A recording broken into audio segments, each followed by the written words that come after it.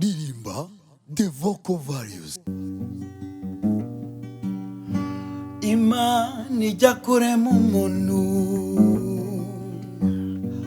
yamuremanye urukundo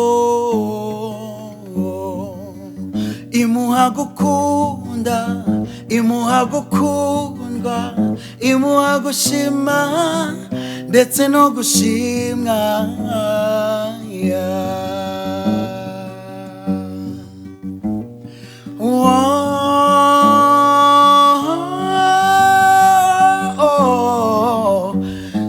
Sichidikanya kudukundana kuko yaguhanze niyo yabipanze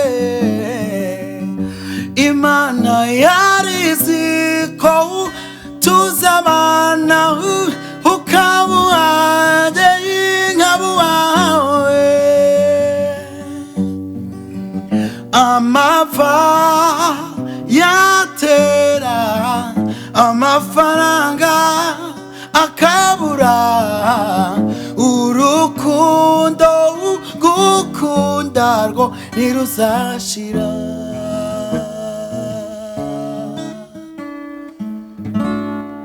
Mana uraturinde Mana turagusabye urwacu ruzaba urugendwa ruzaba urukundwa ruzavugwe mu mateka y'abakundana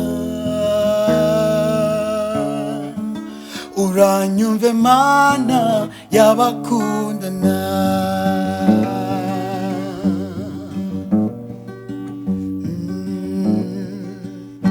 hari icyo umuntu utazavuga amasaka kikwereka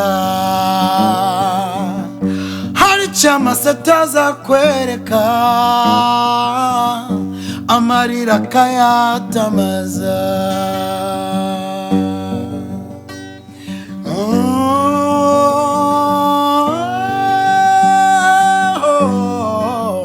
waba uri kure cyangwa uri hafi igicucu cyawe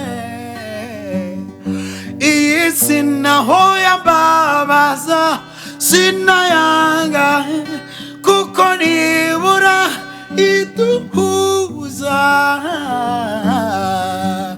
amapfa yatera amafaranga akabura urukundo gukunda rwo ntiruzashira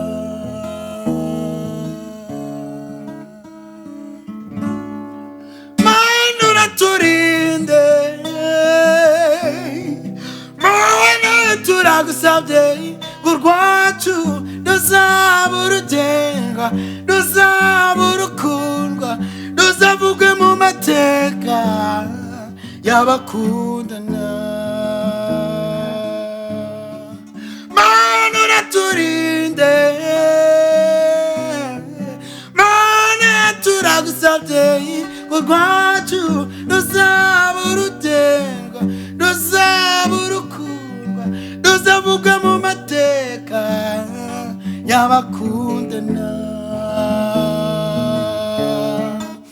uranyumve Mana y'abakundana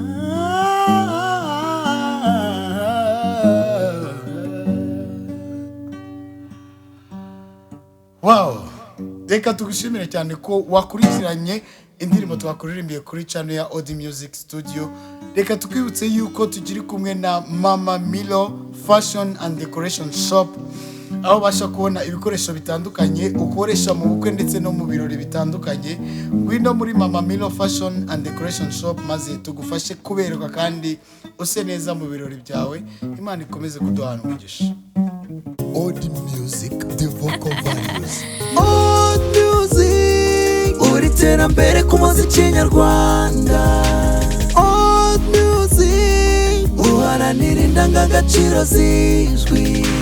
Odi Music ibigwi byawe bigere hose tuzagukunda tunagukundishe n'abandi bose. Dukurikire kuri YouTube channel yacu yitwa Odi Music Studio. Odi Music.